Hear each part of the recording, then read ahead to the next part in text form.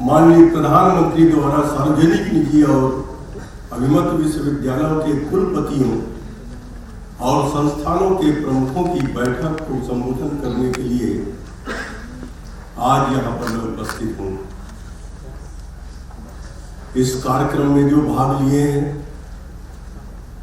मुख्यतः श्री हर्षवर्धन पाटिल, मंत्री कुलाधिपति पिंपरी चिंचवड यूनिवर्सिटी, सार्वजनिक, निजी एवं डीम्ड यूनिवर्सिटियों के सम्मानित कुलपति और प्रमुखगण, डीन और फैकल्टी सदस्य, ऑनलाइन मोड से संगोष्ठी में सम्मिलित हो रहे राज्य के विभिन्न महाविद्यालय के प्राचार्य, शिक्षक और छात्रगण।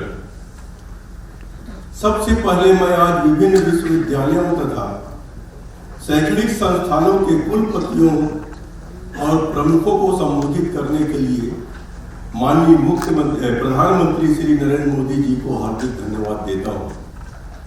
माननीय प्रधानमंत्री जी की पहल की वजह से आज संभवतः पहली बार महाराष्ट्र के सभी कुलपति और विश्वविद्यालयों के प्रमुख एक प्लेटफॉर्म पर एकत्रित हुए हैं।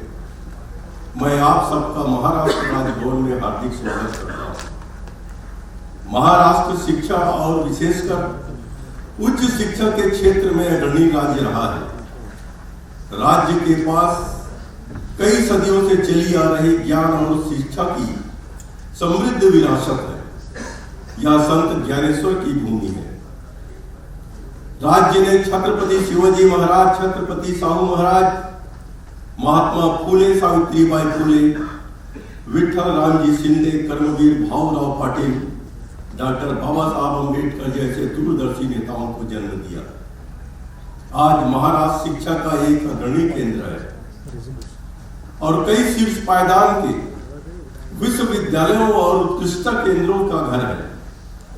राज्य के 26 सार्वजनिक विश्वविद्यालयों के अलावा महाराष्ट्र में IIT Bombay, IIM institute of chemical technology, Tata institute of fundamental research, Tata institute of social sciences, institute of population studies, national chemical laboratory NEERI, Bhabha atomic research centre, VJTI जैसे उत्कृष्ट कार्य कर रहे हैं।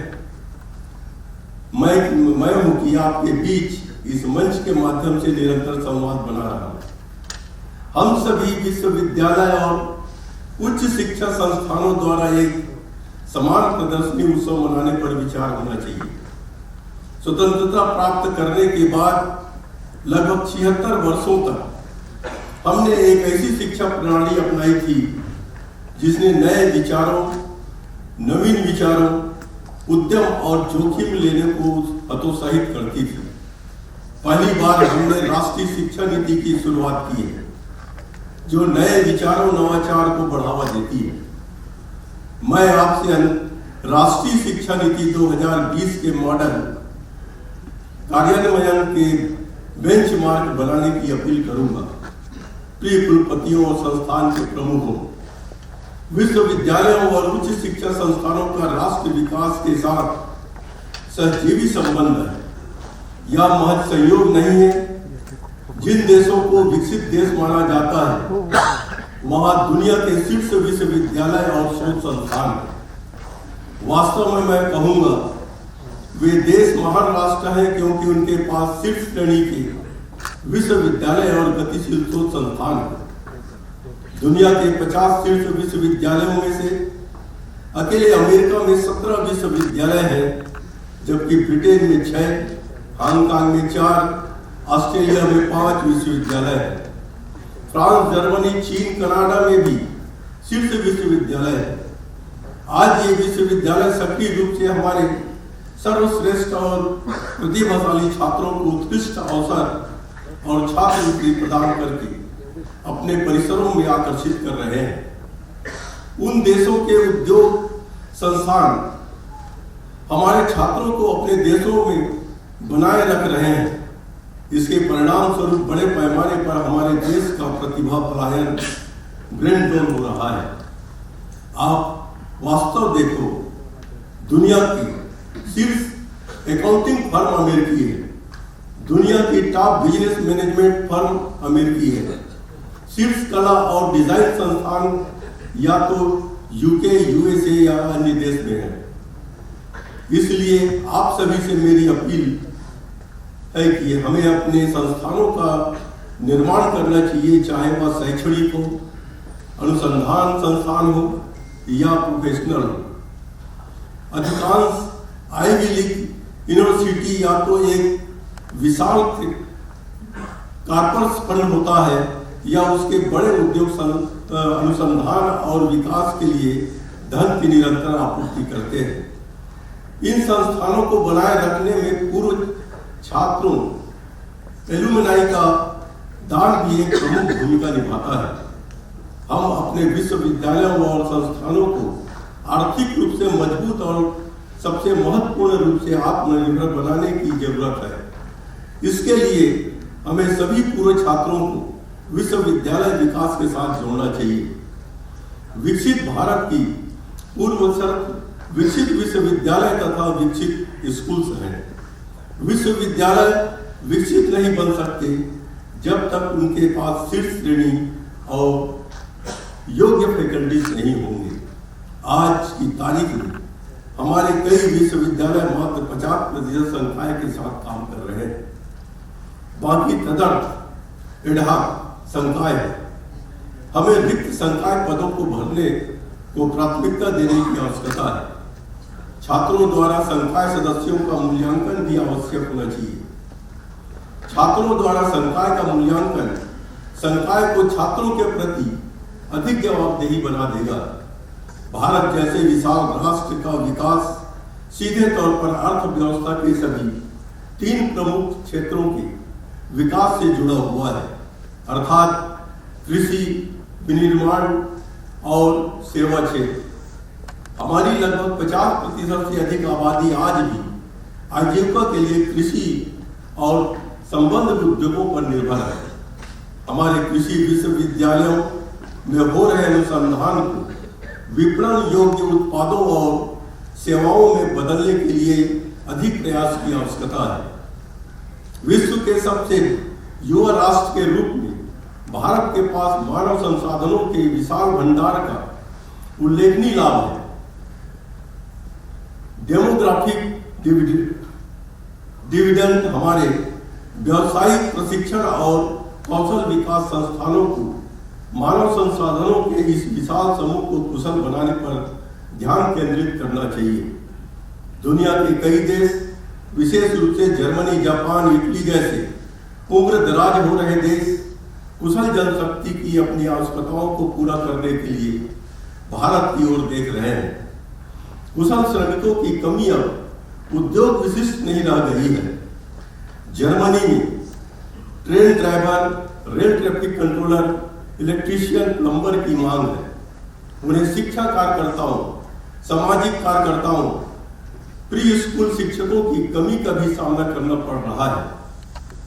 सबसे बड़ा संकट बुजुर्गों और नर्सिंग देखभाल कर्मियों का अभाव है। जबकि हमारे संस्थानों को उच्च शिक्षा के लिए छात्रों को लक्षित करना चाहिए, हम उच्च शिक्षा प्रणाली से बाहर हैं। ऐसे 70% की अधिक युवा समुदाय की और अनदेखी वो नहीं कर सकते। भारत को 2047 तक विकसित भारत बनाने के लिए अपनी स्वतंत्रता और सार्वभौमिकता बनाए रखने के लिए ऊर्जा, अन्न और पानी में आत्मनिर्भर बनना होगा। विज्ञान, प्रौद्योगिकी और नवाचार की शक्ति का उपयोग करके हमारी भूख, बीमारी, गरीबी जैसे पुरानी समस्याओं का समाधान किया जा सकता है। यह समाधान हमारे विश्वविद्यालयों के कैंपस के माध्यम से आ सकता है। हाल के वर्षों में हमने एशियाई खेलों में प्रदर्शन, जन धन खाते, डेबिट टिकों का विकास, चंद्रयान मिशन, टीबी पर नियंत्रण, डिजिटल इंफ्रास्ट्रक्चर का निर्माण जैसी कई सफलता की कहानियां लिखी है। भारत द्वारा G20 शिखर सम्मेलन की सफल मेजबानी से वैश्विक स्तर पर छवि बनी। भारत दुनिया की तीसरी सबसे बड़ी अर्थव्यवस्था बनने के लिए तैयार है। जापान, जर्मन, सिंगापुर और दक्षिण कोरिया जैसे देश महान राष्ट्र बनने के लिए लंबी छलांग लगाई। भारत के लिए सही समय यहाँ और अभी है। मैं सभी विश्वविद्यालयों और उच्च शिक्षा संस्थानों से राष्ट्रीय लक्ष्यों को प्राप्त करने और 2047 तक भारत को एक विकसित भारत बनाने में पुरजोर प्रयास करने का आह्वान करूंगा। मैं इस विचार मंथन में भाग लेने के लिए सभी विश्वविद्यालयों और निजी संस्थानों के प्रमुखों को धन्यवाद देता हूं और आने वाले वर्षों में इस तरह की और अधिक गतिविधियां आशा करता हूं। आज इस जितने भी कार्यक्रम हुए, पैनल डिस्कशन हुआ, बहुत अच्छी अच्छी बातें सामने आई।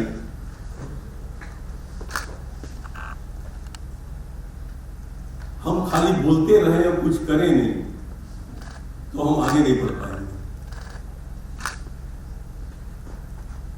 मैं यहां पर जैसी आया, मैंने अपने कुलपतियों का मैंने बैठक लिया और उस बैठक में मैंने कहा कि हमारे उप कुलपतियों का काम एसी चेंबर में बैठकर आदेश देना नहीं है, उनको फील्ड में जाना पड़ेगा। हम जब तक गांव से नहीं जुड़ेंगे, गांव की समस्याओं को हम नहीं जानेंगे, तो हम खाली बच्चों को पढ़ाते रहे इतने में हम सीमित नहीं रह सकते। जब देश चहुमुखी विकास करेगा तभी हम विकास के रास्ते में जाएंगे।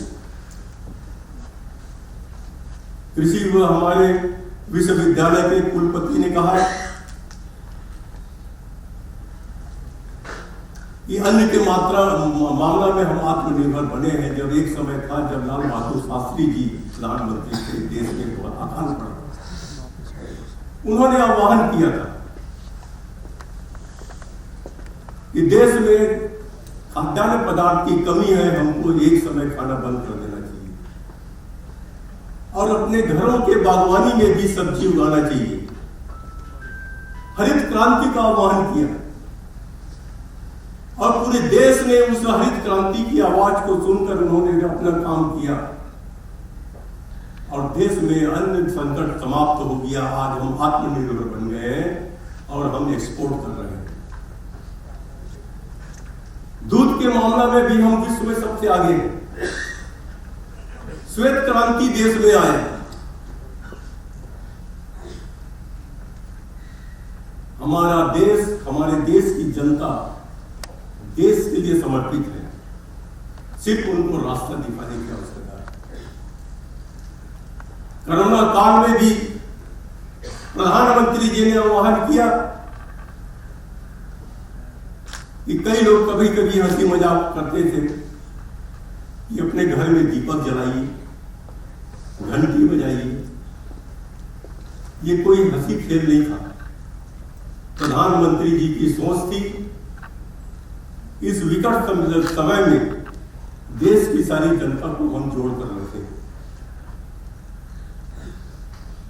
जब हमारे कोई नेता आह्वान करता है देश को, तो हमारे देश की जनता उसको स्वीकार करती है। एक छोटी सी मैं कहानी बताना चाहूंगा। एक गांव में एक साधु गया, तालाब के किनारे कुटिया बनाकर रहने लगा। तो धीरे धीरे उसका प्रभाव बढ़ते गया। लोग मौत पब्लिसिटी करते गए कि ये जो महात्मा है बहुत पहुंचे हुए हैं। एक किसान का लड़का गुड़ बहुत खाता था। किसान उससे परेशान था तो कहा कि चलो ये महात्मा जी को पूछे कि मेरा बेटा गुड़ खाना मीठा खाना बंद कैसे करेगा। किसान अपने पुत्र को लेकर उस महात्मा के पास आए और उन्होंने महात्मा से कहा कि ये मेरा बेटा जो है ये गुड़ मीठा बहुत खाता है, इसको कैसे बंद कराए, आप ही कुछ इसको बताइए। महात्मा ने कहा कि आप 15 दिन बाद आइए। 15 दिन के बाद किसान अपने बेटे को लेकर फिर महात्मा जी के पास गए। महात्मा जी ने लड़के के कान में कुछ बातें कही और बोला कि आप अपने बेटे को ले जाओ, वो गुड़ नहीं खाएगा। किसान अपने बेटे को लेकर घर चला गया। 3-4 दिन तक देखा, वास्तव में जो लड़का गुड़ खाना बंद कर, किसान से रहा नहीं गया। किसान फिर महात्मा जी के पास गए और कहा, गुरुजी, जो बातें आपने अभी का बाद में कहा, अगर उसको जब हम पहले बार गए उसी समय अगर कह देते तो उसको पहले ही गुड़ खाना बंद कर देता। तो महात्मा जी ने कहा, जब आप बेटे को लेकर आए थे, मैं स्वयं गुड़ खाता था, पहले मैंने गुड़ खाना बंद किया। तो हम खाली भाषण देते रहे, बोलते रहे और हम उसको अमल में नहीं लाए, तो हमारी बातों को कोई ध्यान नहीं। इसलिए मेरा सभी कुलपतियों से, सभी संस्थानों से आग्रह है कि हम आने वाले पीढ़ी के भविष्य को हम बनाएं और आप लोग जिस क्षेत्र में काम करेंगे ऐसा ना हो कि एक ही क्षेत्र में सारे यूनिवर्सिटीज काम करते रहे, तो अलग अलग क्षेत्र में भी काम करने के लिए आप लोग रहें। हम नए भारत के निर्माण में सहभागी बने। आज इस कार्यक्रम के बाद अगर आप लोगों को कोई सुझाव देना हो तो या तो विकास भारत @2047 में भी भेज सकते हैं या राजभवन में भेज सकते हैं, क्योंकि कभी कभी जो अच्छी बातें होती है और अचानक कोई बात निकल जाती है, कुछ बोलने का हो जाता है तो बातें छूट जाती है। इसलिए कभी भी आपके मन में ऐसी बातें आनी चाहिए कि ये सरकार के पास ये बात जानी चाहिए जो देश के विकास के लिए सहयोगी होगा। मैं ऐसे आवेदनों को आमंत्रित कर रहा हूं। धन्यवाद। जय हिंद, जय भारत।